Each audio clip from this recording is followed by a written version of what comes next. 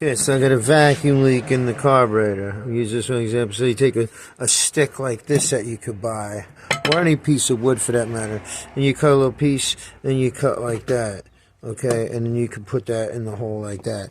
And it cuts very easy, you can see. You know, you can, so, I know it's bad lighting, but watch, see?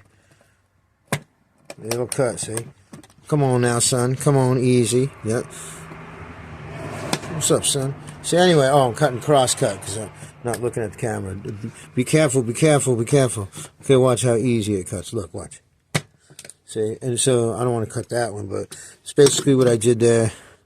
You know, and then you're going to just plug that in there, and then you're pretty much ready to go after that.